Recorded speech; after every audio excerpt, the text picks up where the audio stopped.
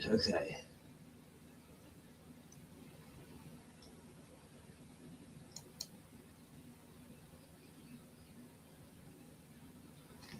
Well, good morning, and it's unusual for us to be here in Studio One on a Friday, and next to me is a lady who is patient in the extreme, because I think she's turned up twice now, and we've had to say, oh, we've had technical problems.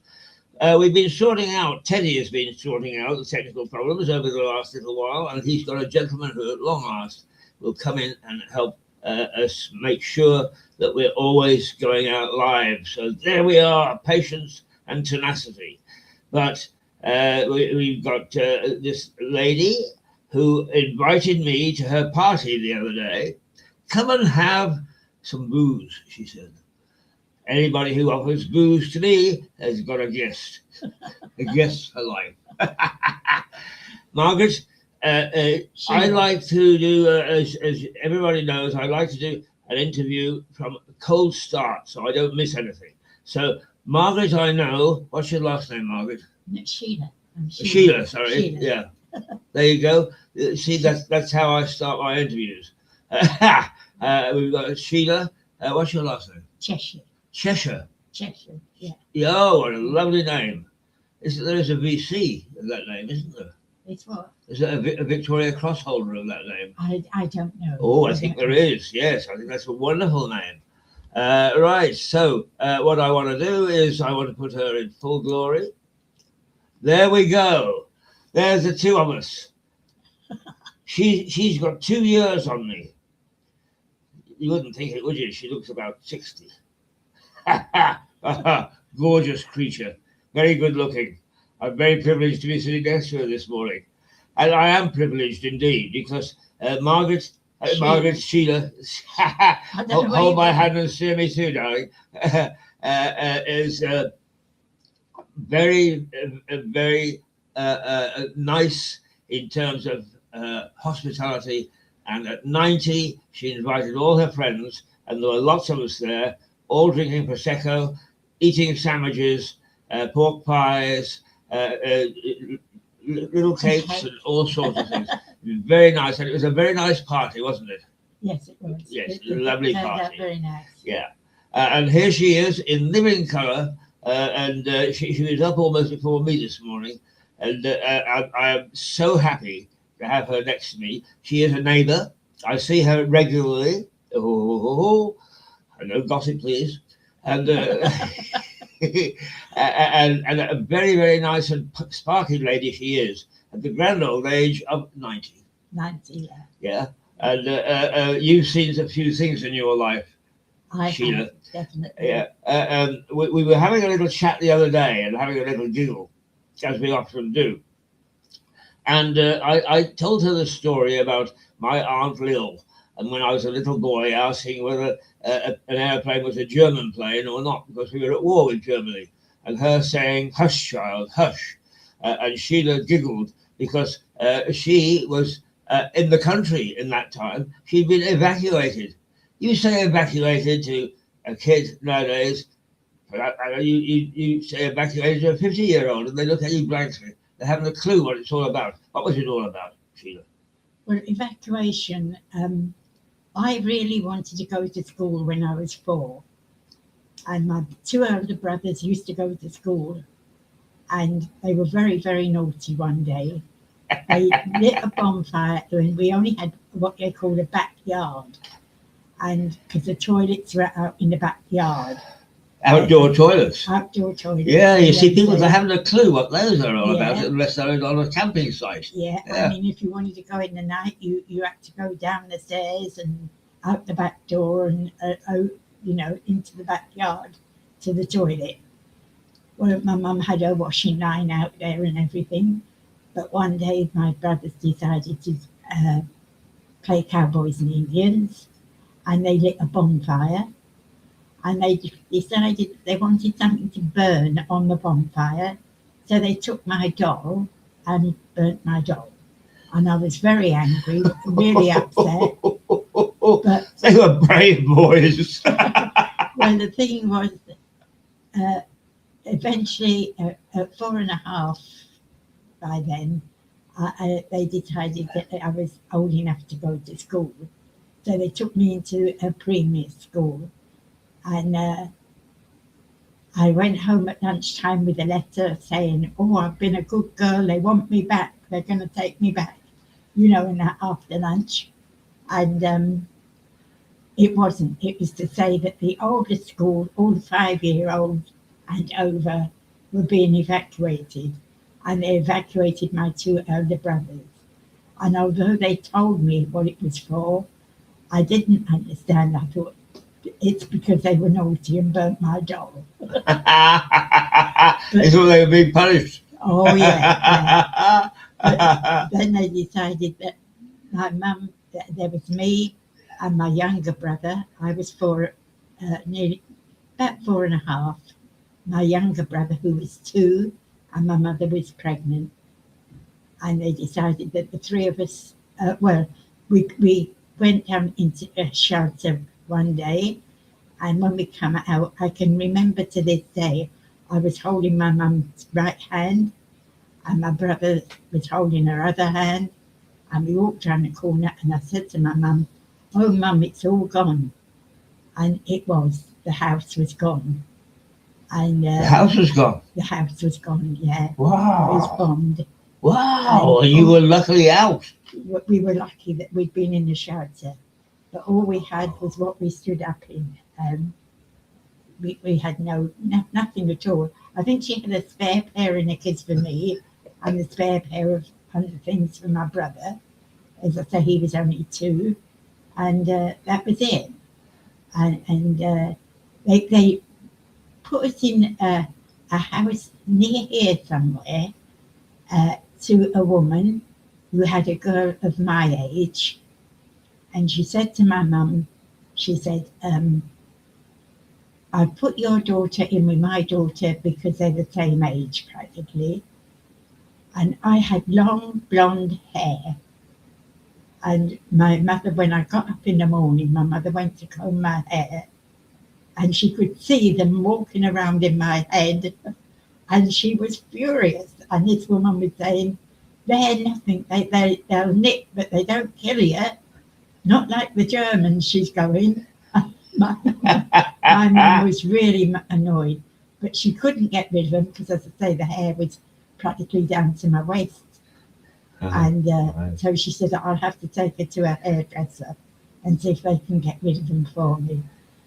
So she left my younger brother with this woman, took me to a hairdresser. They could do no more than cut my hair and wash it and that to get rid of these nicks. And this woman, when we got back, she's saying to my mum, don't know what all the fuss is about. She said, they'll nip you, but they don't kill you. Anyway, when my mum went to get my little brother, he was screaming. I think that's probably Dawn. Is this coming in, Dawn? No, it's not Dawn, it's somebody else. Oh. Hello. Hello. Now this is another lovely lady. This is Kathy, who is my Friday carer and who looks after me. She washes my clothes. She orders my food. She boxes my ears. She shouts at me, throws me into the bedroom area and says, don't dare come out until I've finished. He needs more like you. Now, there are 2 things that you mentioned that I'm sure would go over the heads of most people. One is that you went down outside to the loo, an outdoors loo, very rare indeed today, but perhaps not that uncommon. But there was a pot that went under the bed, and it was called a jerry pot. Was it? And also, the Germans in those times were called jerrys. Was a jerry pot named after a German? No, we just used to call it the Poe. The Poe. You didn't call it a jerry? No. Oh, right. Now, where did you live? I lived in London, in North London, and my brothers, they went to a Catholic school. There was a big Catholic school near us, and my mum was in the throes of putting them into an ordinary school because they used to come home for lunch and they were so busy saying their prayers and they're over their lunch, that lunch was finished before they'd even started it. So she wanted them in a proper school where they learn proper lessons. Right. Now, the other thing that you mentioned was being in the shelter, and those are known as the Anderson shelter. No, it wasn't an No, Anderson. what wasn't An an Anderson Anderson? shelter was built in your garden, Right, which we didn't have. We just had the backyard. right. But we went into a shelter that was built in the road. In the road. In the road. They built shelters in the road. Ah. What were they called? But well, you went in there. They were all wrong because there was too many people in there. And if a bomb dropped, all right, they might drop around the houses and kill 4 or 5 people. But in there was about 30 or 40, I suppose, of us. It would have killed the lot. Oh, yeah. There's, and you were bombed. We were bombed, yeah. Anybody else in the street? Well, there were several houses hurt, but I don't know about. My grandparents lived above us. Right. Because they were old houses, and we lived in the basement part. I mean, there was. Oh, I know those sorts. Yes. Yeah, it was my mum and dad, my 2 older brothers, me and my younger brother, and my mum, as I say, was pregnant again. We had one room, but the kitchen was our main room. Right. You didn't have a front room or anything like that. You had that. Anyway, as I say, my mum immediately, when we came back from the hairdressers, my younger brother was crying, and the woman, he'd been crying for my mum while we were away, and she'd stuck him in the chicken pen to shut him up. We'd never seen a chicken in our lives. And so my mum didn't like anything with fur or feathers, but she went in this chicken pen, and she didn't care how many chickens came out, but she got my brother out and immediately packed and came back to London, where they evacuated us again. We weren't having that. No, not that sort of treatment. No, but they evacuated us again down to South Wales. Right. Now, this is the interesting part, really, for most people. We were on this train. It took 10 hours to get to South Wales. Oh. Because the trains used to go like that, different lines and that, because they didn't want to go in a straight line down to anywhere. Easy to bomb. Yeah. So, anyway, we were put on this train, and they were just going to start off when it was stopped, and another load of people were put on, and they were all soldiers. They were all dirty, tired, very hungry, very thirsty, and they were on this train, and they just laid anywhere they could in the corridors, because the rest of the train was mainly pregnant women with young children like me. Right. And the first place we stopped at was they stopped the train there for about an hour or so, and I think it was WVS or some women's organisation were on the station with piles of sandwiches and tea, mainly for the men, and they were passed around. And then us kids had a great game of collecting the empty cups and giving them back to the woman on the station before they moved on again. And that happened 3 or 4 times, I suppose. Anyway, when we got down to Wales, they put the women down one side. It was only a little hospital. It was a place called Fervach, and it was in Llangollen. The women were down one side, and us children were in bed. So I was in bed with my young brother this side. And then I went up to my mum during the night, and I said, "Mum, John's wet the bed." But he had diarrhea, and they immediately rushed him to a fever hospital, even though it was at the time only measles, I think, but it wasn't very big. But anyway, it was like losing everybody. I'd lost my 2 older brothers. They were away my mum didn't even know where they were. Now I'd lost my younger brother. My grandparents, they were bombed out with us. I didn't see them for a while. And then, anyway, then my mum had my sister and everything. And while my mum was in labour, I was out on the balcony of the hospital, which overlooked a local farmer's farmyard. And these men were chasing this pig. And this nurse came out to say to me that I was to go indoors. And I'm saying, I'm watching the men because they're chasing the pig. They're playing with him. Anyway, it wasn't till later I found out that the pig was hanging in the barn, hanging up, and all its innards was out and everything. And that was the end of that pig. They weren't playing at all. Anyway, it was some years later. I was about 12, I suppose, and my two older brothers with my mum and dad, we were all just talking, and something came up, and I said something about the soldiers on the train, and my mum said, well, you know who they were? So I said, no, I said they were soldiers. I said, they've been fighting, they came home for a rest. So she said, but they were from Dunkirk. They'd come, off the beaches of Dunkirk. Oh, right, yeah. And as we were going to take off, it must have been a terrific organisation going on, because they got the men back. But then what do you do with thousands of men? Yeah. And all different units and everything. Anyway, they were bunging them on trains and getting them out of London as quick as they could to sort of like convalescent homes and things, manor houses and things like that. And anyway, that's what they did. And my father was at Dunkirk. Yeah. It must have been a terrible, terrible ordeal. Yes, it was. I mean, he came back on a stretcher.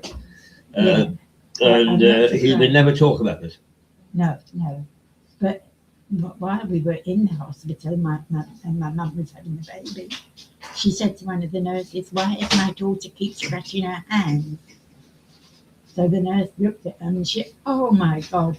And evidently I had scabies, which I'd caught off of the men because they hadn't washed for weeks. Oh, right. They'd been fighting and all that. And I think a lot of them must have suffered from that as well. But a lot of us kids that were on that train did suffer. And of course that was stopped at that. But that's where they were from. It was a terrible ordeal for everybody, I think. Yes. I take my hat there. They rested them, gave them rest and shelter for a couple of weeks and good food. And then they got them fit and sent them back. And of course they went and they fought again, but better. And it was such a shame that it all went on.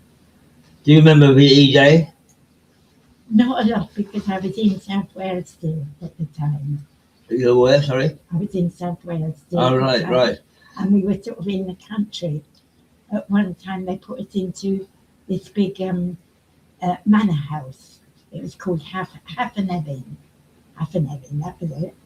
And it was run by Mr. and Mrs. Enthoven. And they had a German cook, actually, who was very nice, and fed us scraps when she could, because everything was on ration then. And the Mrs. Enthoven took my mum and this other evacuee woman around the house. And of course I went, because I was always poking my nose in. And they had lots of stuff from the British Museum down there. Great big suits of armour, which frightened the life out of me and everything. And paintings that they had them stacked against the wall, dozens and dozens of them. But they did help to save a lot of stuff from London. It's now a big hotel now. But we had a nice time there. But then they were going to take my mum to court because she wouldn't send her to school. but it was about 3 miles for me to go to school. And my mum would have had to walk down there, pushing the new baby in the pram with my young brother sitting on the top of that. And then Now, she that was would a have bit to much go for back. anybody, even in wartime, wasn't it? Yeah, and then go back to half 11, and then of an evening come down again 3 miles, pick me up and take me back. Mum couldn't do it, so she said, "You get my 2 older brothers at sons down." She said, "No, will," and they moved us nearer. But we were in one class, one teacher, and she's a lady, and she was trying to teach the older children. She was trying to teach because they would be leaving soon, you know. Uh-huh. And so I did no lessons at all there. But what I did do, I used to pick foxglove leaves very gently. You pick the leaves, and they are packed in certain way in cases and sent away because they make digitalias out of it. They what, sorry? Make digitalias. It's a medicine for the heart. Ah, right. Yeah. Yeah, so you were busy picking flowers for medicine. Oh, yeah. This was my wartime effort, this was. Also, the woman that was the teacher, her brother was a Spitfire pilot, and all her friends, they had brothers or sweethearts or husbands that were pilots, you know, in different planes. And in them days, they didn't have any heating in the planes, so they were busy making long socks, gloves, you know. Oh, no, that's right. Those planes were very cold, weren't they? Oh, yeah, and jumpers and scarves and that for them.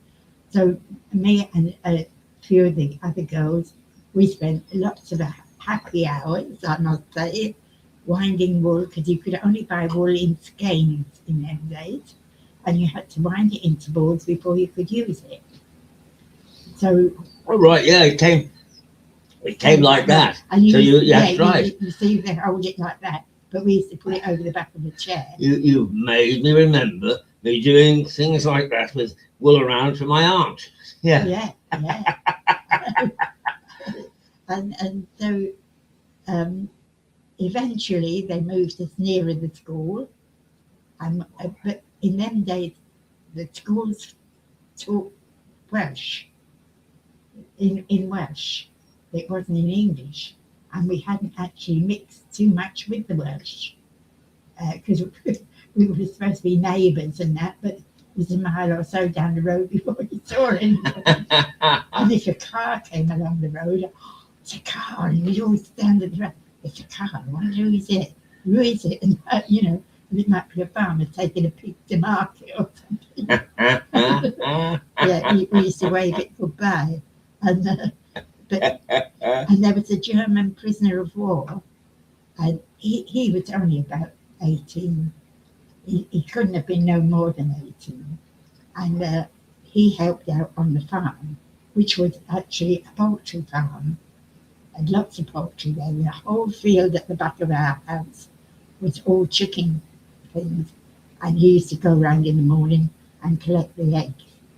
And one day he took my mum he made my mum go into the kitchen with him, and he was showing her what to do, and he wrapped a string around a bowl, and he made, when she saw him out in the field, she would lower that out the window, and he would fill it with eggs, because we were only allowed 1 egg a week, and Mum would wind it up, and we had a whole egg each for breakfast. Oh. It was marvellous. But they didn't let him last long. That's what he was doing. But then my brother, you know, all the crumbs, because in them days you cut bread. You didn't buy cut loaves in them days. You cut bread. And the crumbs, my brother used to scrape it all up and used to make a trail into our back garden. And the chickens used to come and lay eggs in our garden. So that was nice. No, it was a lot of fun. I don't know how my mum got through it.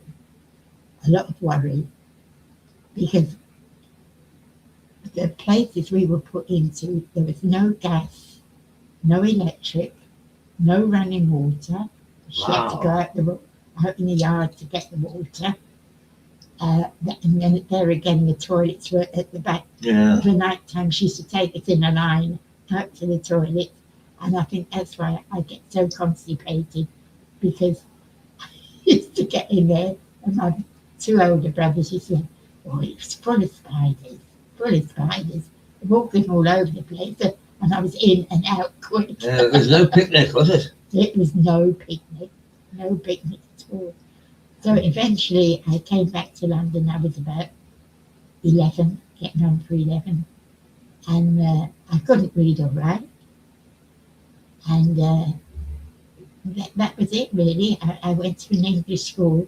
But in the few months that I had left of first primary education, I made such progress. They put me in an A class in the secondary school, and I stayed in an A class for the 4 years I was there. And I came out, I was only third in the class, so I didn't do too bad. Well, interesting war years. Yeah. But you say that when the war ended, it didn't have much impact on you. Well, it didn't. We knew it was over, but we didn't know. There was no street party in that, because we weren't actually in a town. We were out in the sticks. Right. If you know what I mean. And so there was no big celebration for us. My dad was invalided out. He went through North Africa and Italy. And in Italy, the weather was so bad, he got I think it was polioarthritis or something like that. I know when he got home, his legs were that bad that we always knew when it was going to rain, because he'd get up and he'd walk around the house, to right, because the pain. the damp affected his arthritis. Yeah. So that was a very interesting part. Yeah. Now, what games did you play? Because much is made of the fact that in those days, you or even me made our own entertainment. Well, we lived near a river called the Towie. Oh, right, yeah. In South Wales. Yeah. And on nice, in good weather, we could go there. And my two older brothers were trying to teach me to swim. Right. And they used to just chuck me in the Towie. And I was so scared. I used to scream and thrash about in the river. And they had to come and rescue me. And another game. But you learned to swim. Another game was, as I say, it was a poultry farm on where we lived at one place, and there was a place in a sort of a. There was a sort of like a hedgerow, and a place in the hedgerow where all the eggs that they knew were going to be rotten were put. And we had great games throwing these rotten eggs to each other.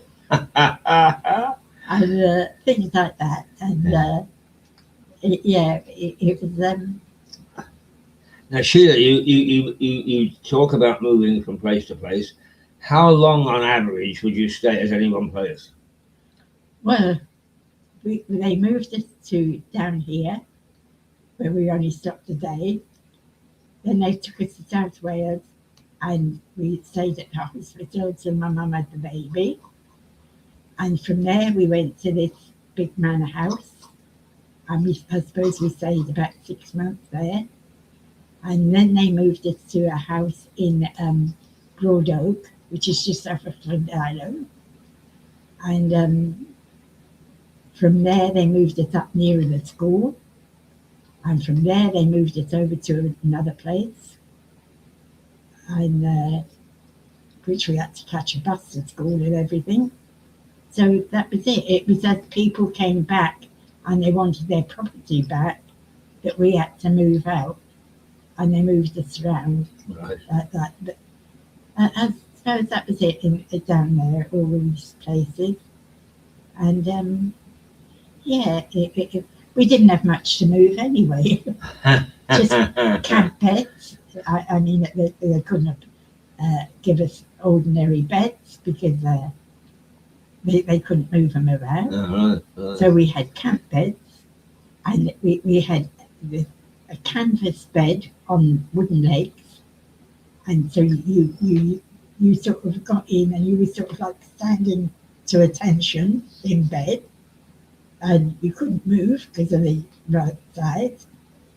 And we had a grey army woolen blanket, which itched like mad, and a pillow, which didn't have a pillowcase, and my mum couldn't afford to buy them anyway. And she had managed to save a couple of old overalls from the ruins of the house, our house, and she wrapped up, me and my sister got wrapped in an old apron, because in them days it was aprons with sleeves on, and they covered the back as well as the front, and you tied it. And so that way we managed to get a bit of sleep, but we had no pillowcases at all, so everything itched and scratched all night. But that was it. So when we moved, you just rolled up your blanket and pillow and away you went. Yeah. When did you come back to London? When I was nearly 11, I took the 11 class, just in time to take the 11 class. And the other kids didn't want to know me because I had a Welsh accent. And that was all. And it's only one thing I remember from the teaching in Wales. I learned, I was about 6, I think, and it's me Willis Chacador, and it's the Veritol. Het ben maar ben e dwy gosbren. Oh, oh, oh, oh, oh.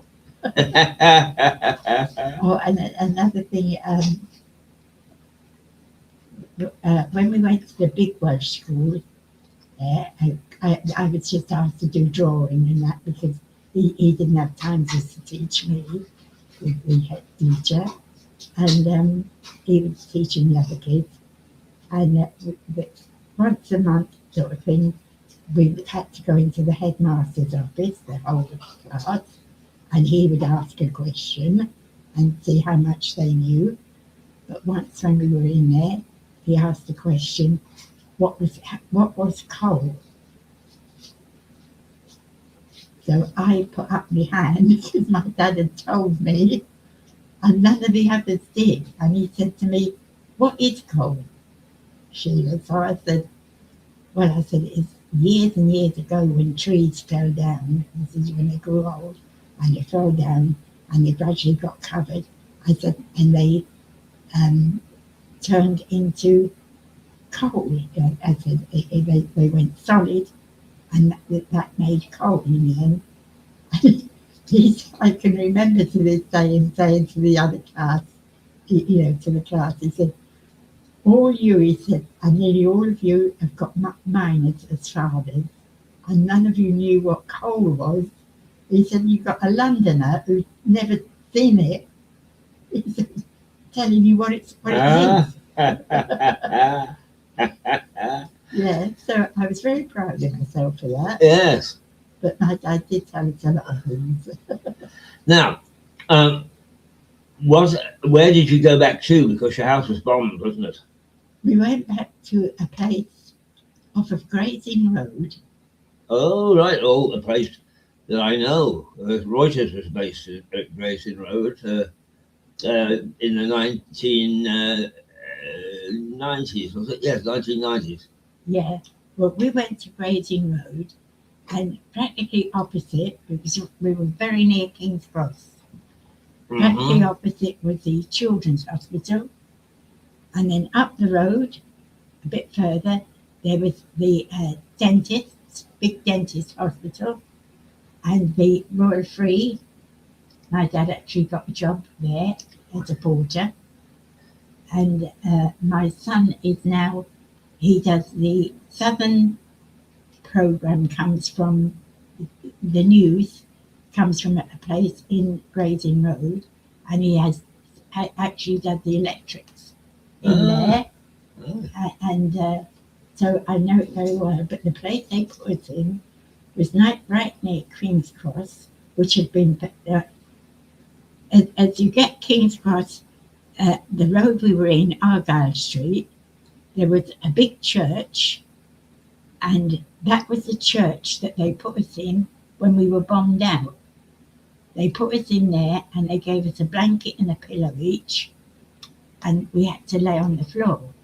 But my granddad had found a couple of rooms, and he came down and he said to my mum, he said, "You're coming back with me," and he took us back to Hampstead, where we were, we came from, and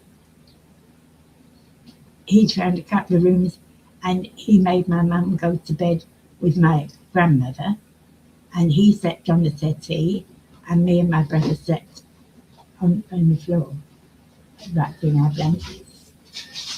Just as a little side issue, there is a pub on Gray's Inn Road up towards King's Cross, and I've been struggling in my mind to try and remember the name of it, and I just can't offhand. I'll remember it once we finish broadcasting. You watch. But do you know what it was famous for? What? It was where the great bank robbers met and plotted how to rob the. Yeah. The house they put us in, it was just off Gray's Inn Road, and it was only had gas. There was no electric. We did have running water, cold water. There was no heating or anything like that, and it was just gas. Was that because of the war, or was that because of the war? Yeah, The bombs. As I say, the church that they put us in was no more. That had been bombed. Right. And this was quite near. This house was quite near. There was 3 houses like ours, and they would say there's no electric, no gas, just gas and water on. And you used to put a chair in the middle of the room, so if you were out late, a bit late at night, and a box of matches on the chair, to light the light, and quite often we stuck it, the match went through the thing what you lit. That sort of witty thing. Yeah. The wit. So, yeah, it's really funny. How are you feeling? Are you up for another 5 minutes or so? Yeah. Okay, because it's very interesting. So now we're at the top of Gray's Inn Road, and did you start to go back to school? Oh yeah. I was at school. That's where I finished at the primary school. Right. But I had 6 months, I think, at primary school before I did the 11 plus and went on to the secondary school. Right. As I say, I've made such good progress in that 6 months that they put me in an A class. Right. All right. And I stayed in an A class right the way through the secondary school. Now, I'm not sufficiently up with schools, modern schools, to know whether they still use A, B, and C streams. So describe to us what it was like at your new school, your secondary school. The secondary school, it was an all-girls school. Secondary, it was Starcross Secondary Modern. And we used to call it Starcross Academy for Young Ladies. But we used to have to play games on the roof. Right. It was an all-girls school. All girls. Oh, I see. Yeah. And there was no cookery or anything, kitchen there for school meals. And I used to sometimes go into the. Oh yes, there was. Used to have school meals, but in them days, like the cabbage and the carrots and that carrots were cut up quite fine, and they were raw. You had the meat and you had the cooked potato, but the carrots and cabbage was raw. and I didn't like it at all. No, I don't blame you. I wouldn't either. I used to take my school dinner money and go up to the local market where there's a pie and mash shop and get mash and liquor. Generally speaking, I quite like school dinners. The only thing, strangely enough, is to this very day, I cannot stand even the smell of watercress, because they used to give you that as a vegetable because it was rich in iron. Yeah. And whether you liked it or not, you were forced to eat it. Oh yeah. And I was forced to eat it. Master standing over me with a cane. Hayes, you get through that. Oh, blah, blah, blah, blah.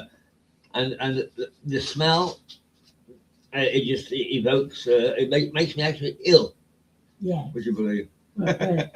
What I used to do was get a plastic bag in my pocket, blazer pocket, and when the vegetables come up, I was in the bag.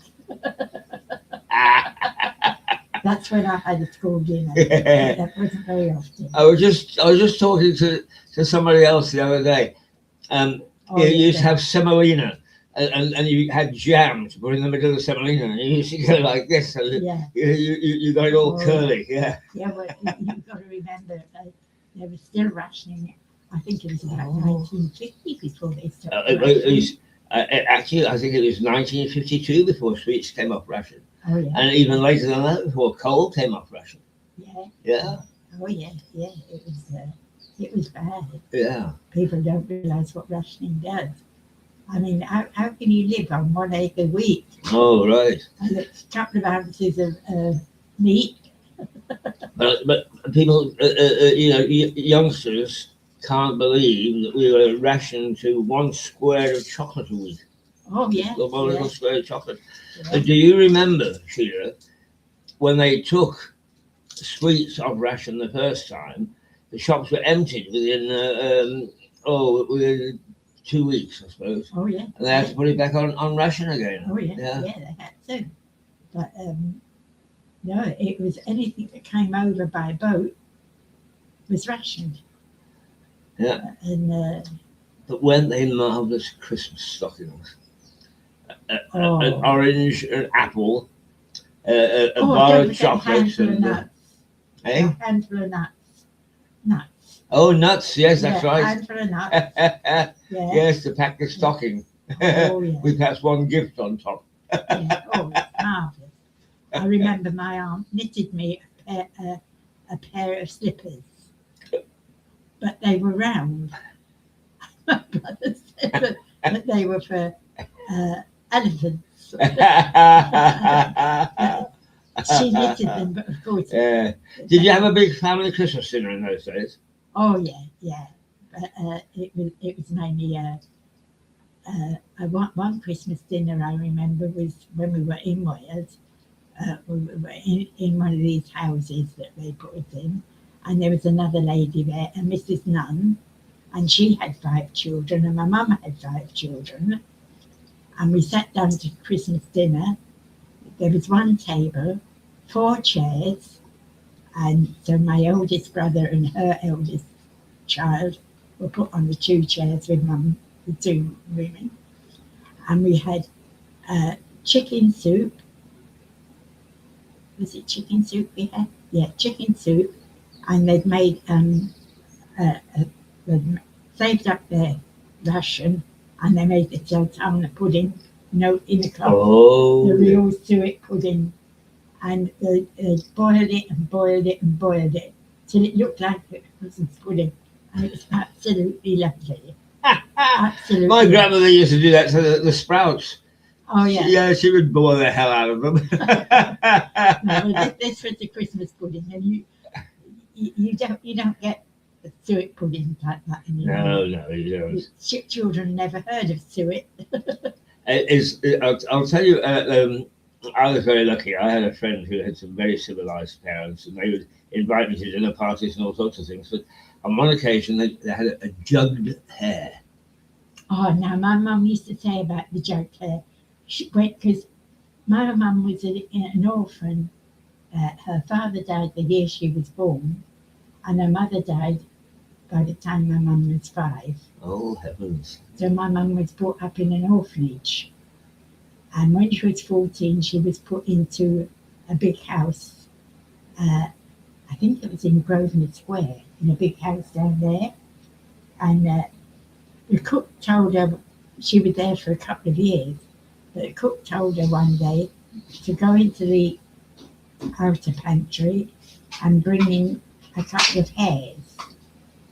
And my mum went into the pantry and she thought the hares were moving, but of course they were alive with light in that. You know? Oh, right. But that is how they make the jug hair. Yeah. They have to be hung for a while.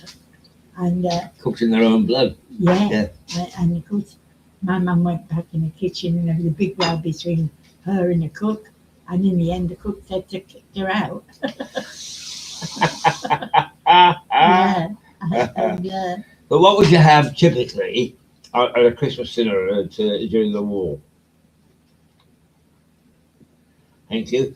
Incidentally, Kathy, whom you see walking back and forth, who works exceptionally hard, and it's a lovely lady, just in case you think that we all do nothing, has just brought my medications. Now, what she's done is she's wagged her finger at me, and which is, if the moment we get off the air I don't take it, I'm going to be hung by my shoelaces. you haven't got laces. Oh, I have. Yeah. No. So she was in this big house, and she learned how to cook suet puddings and things. I suppose she did, in a way. She was a marvellous cook. The things that she came up with were amazing. And I was telling somebody the other day, one thing she did was potato peel soup. Oh, yes. You scrub the potatoes and then you peel them, and the white ones you put in a pot and boil them for dinner, but the peel you cut up small, and you could put anything in there, onions, carrots, sweet, tomatoes, anything like that, and cook it all and make a soup out of it. And that was lovely. Yes. Now, talking of potatoes, because you spent some of the time during the war in the country and some in the city, did you ever go potato picking? Potato what? Picking. No, they didn't do that so much in London when we got back to London. But what we did do in Wales, we used to walk along, and if there was a field of potatoes growing, to save my mum a bit of money, we'd whip a couple out at the side and take them home to mum. So, nothing tastes as good as a potato straight out of the field. Oh, yeah. Or a tomato straight out of the greenhouse. And they didn't have so much greenhouses in those days. That they had, it was all done, cooked out in the open. But we got by. Well, as I say, you can see I'm 90 now. I mean, we must have got by on something. But no, it was. And my 2 elder brothers, they didn't have too good a time in Ipswich, where they'd been evacuated to. They were glad to get back to my mum. But I wasn't too happy to see him. I still remember Mirador. Yeah, the one abiding memory for me is that my brother is about 2.5 years younger than I am. And I can remember when my mother brought him home, and I said, "What did you bring him here for?" Well, I had 2 brothers, and my sister was born. She was about 3 before they saw her. When they saw her, I can remember my oldest brother saying, "What is that?" Yeah. They were interesting years, though, weren't they? I mean, interesting. There's loads more. You now and again you'll say something, and it brings up a memory about something that happened. But you know, the abiding message that comes through from those early days is that you had this sense of family. Oh yeah. You looked after one another, Oh, and you worked together and played together, and when times got bad, you moved together. I can remember my brothers making a sledge and going up this field and sitting on it and rolling down.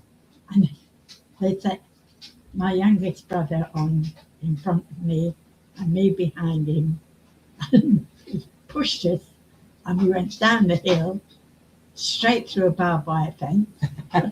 How we weren't cut to bits, I don't know. We landed up in the main road. I say main road then, and landed plonk like that in the middle of the road. And the bus comes along, and the bus driver said, "Where do you think you're going?" So I said, "Home." Yeah. Of course, the weather was different in those days. The winters it snowed. I mean, you could almost guarantee that if not in late December, early January, you were going to get snow. Yeah, It would be a winter, and that was I it. can remember in South Wales, even on my birthday, which is the 5th of May, and it snowed. Not a lot, but it did snow on the 5th of May in that. Yeah. But no, we had some terrible snowstorms and that down there. Yeah. So yeah. I mean, I can remember the winter of 1948. I think it was 47 or 48, when we were living with my grandmother out in the country, and she was going to pick up firewood at the local farm, and she took our sledge, and we went through the back lanes, and the snowbanks were this high. Yeah. Just natural snowbanks. Yeah. And that's how she got to the farm. And that's how she got back. Yeah. And that lasted for weeks and weeks and weeks. Yeah. Mind you, we had the two elder brothers. They used to take an axe and they'd go out and they'd chop young trees and that down. My mum had loads of firewood. And when my father came, was it pensioned off from the war, when he was down there with us for a while, he got a job at the Caerphilly, you know the Caerphilly cheese. Oh, right, yeah, rather famous cheese, yeah. Yeah, he got a job at their factory, which was quite near us. But we had loads and loads of firewood. Yeah. You never went cold, did you? We didn't buy coal. No, so you didn't go cold. Oh, no. No, I can remember.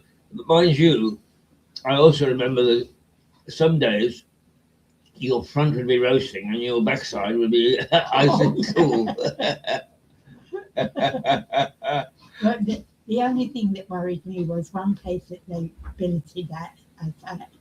It used to be a bakery, and the baker, something had happened between him and the wife, I'm not sure what, but she was upstairs with the two girls. They had two daughters, and they were having tea, and she was in a mood about something or other, and she put something in all their tea, and the three of them died up there. And the baker, he went up, found them, came back down to, get help, and he died of a heart attack on the downstairs floor. And they put us in this house because it was naturally empty. And the fire itself, you had the fire and the ovens and that there, but you could actually steps at the side and you could walk round the back of the oven, and there was a huge oven where we used to do the bread. But I used to be terrified of being left alone. Oh, yeah, there's a ghost. Oh, yeah. Terrible. Yeah. We used to, for pleasure on Sundays, particularly the holidays, we would go in Sunday school parties to Aston Hall, which is a big manor. It is now right next door to Aston Villa Football Club. But it had got an English war background, and they had a priest's hole so that when the army came to try and arrest them, they would hide in the and there are lots of ghost stories there. So you're all right if you've got all your mates around you, but if you found yourself isolated, it's mind you, I've had my bottom pinched by the ghost at Upper Dicker. You know the what's the name of the abbey up there? Up in the abbey at Upper Dicker. I don't know. I've just forgotten the name of it. I have these memory lapses. But it's famous for its ghosts, and it's got ghosts since the time of Elizabeth I, and they pinch people's bottoms. And I can confirm that that's so. I had my bottom pinched in there.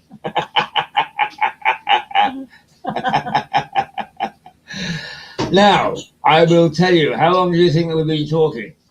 I don't know. I haven't got a clue.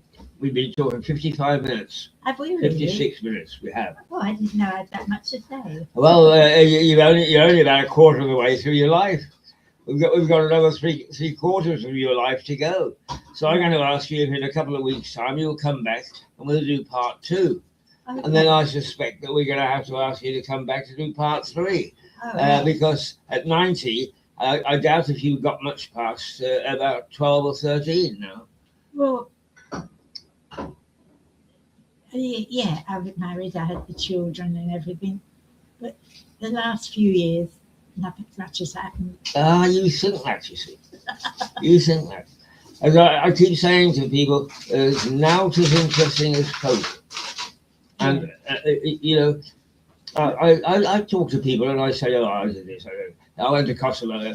Really? And to me, I think, what's she getting excited about? No, everybody is interested in everything. So you start to think about the next part of your life, which let's say would be from, say, 12 till, say, 25. Okay. Right. Okay. Yeah. And you've been a charming guest. You haven't shut up from the moment you got in, which is great for television. That is absolutely tremendous. It's nice to have somebody to talk to, and you do provoke interesting things. I think, oh, I remember that, and blah blah blah. You know. Well, we get along very well together, and I think what happens is that interesting things come out then. Yeah. One thing that you've always got to remember is an awful lot of people that watch us on television now have no concept of what life was like. Oh, no. So what you're saying may seem dull and not interesting to you, but to them, my goodness me, they're saying the same thing. Did that really happen?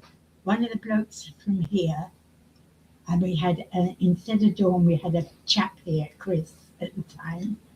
And he got friendly with one of the teachers at the school, and they arranged for me and another chap from here to go down to the school and give the kids a lecture on what it was like to be an evacuee.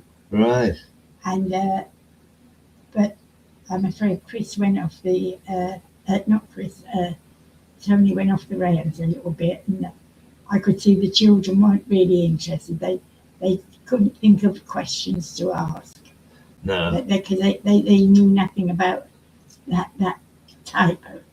But you know the thing is, Sheila, that you can talk about suet pudding and custard, and a kid will say, "Oh yeah, well they sometimes give us that at school, and it's awful or whatever." But it's not a bit like the sweet custard and pudding and custard that we had. No. So, you know, then when they realise that it's different and you start to describe it, you see that their interest peak. Hang on, this isn't. If I made that, I wouldn't make it at all. Suet pudding in my days was put in a cloth and then put into a pot of boiling water and boiled for so long you had to keep topping the water up, making sure it was hot. You know, it was. Oh, hops! Oh, ho, ho, ho! What's that? What's that?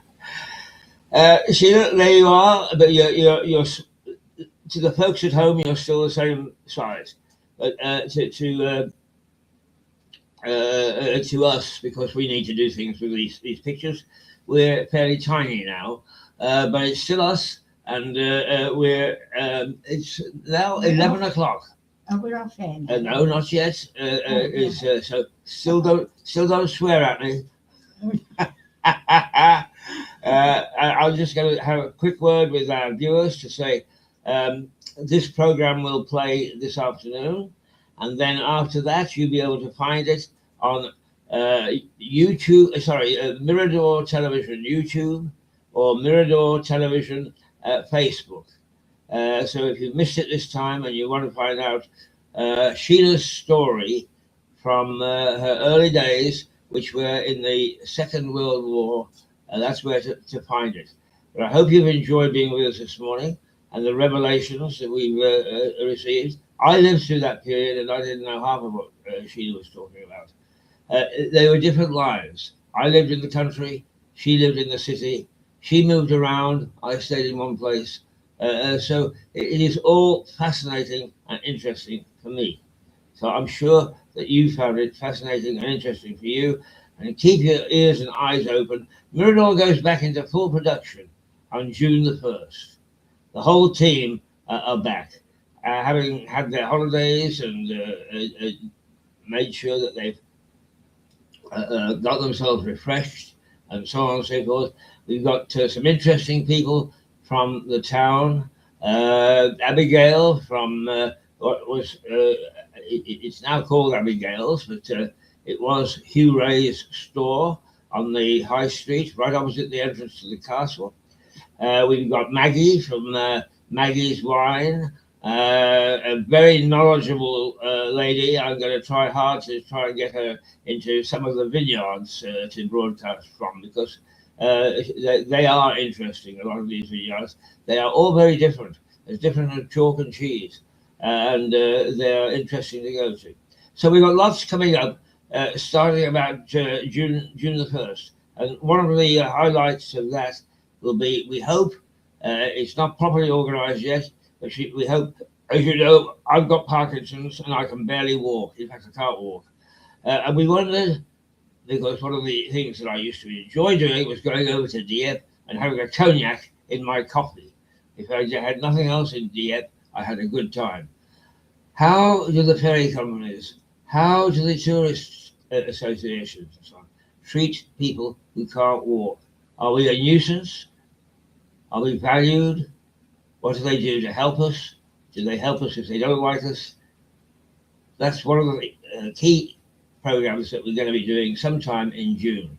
So if you're interested in these sort of things, make sure that you stay with us and check to see what's on Mirador. Mirador Television, Lewis. We are the biggest little television station in the world. We broadcast from New York.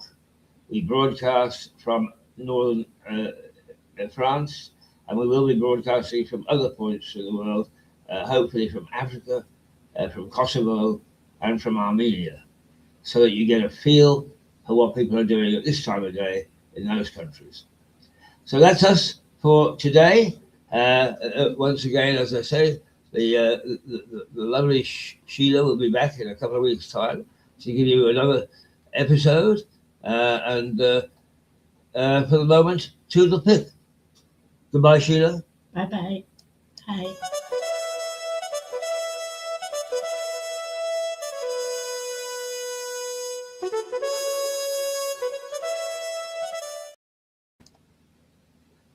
Oh, right. Very nice program. Lovely. Thank Is you. that finished now? Yes. Can you write down my daughter lives up in Birmingham Right. at the moment. So can you write down what you was just saying about your station and that? How could she get it in Birmingham?